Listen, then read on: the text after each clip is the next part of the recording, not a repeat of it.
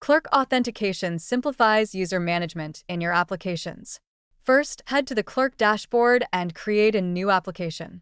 Once that's set up, grab your API keys. In your code, install the Clerk SDK using npm or yarn. Next, initialize Clerk in your app by importing it and wrapping your main component with the Clerk provider. Now, let's add authentication. Use the sign-in and sign-up components directly in your UI. These components come pre-styled and customizable, saving you time. For user session management, utilize the Use User hook to access user data seamlessly.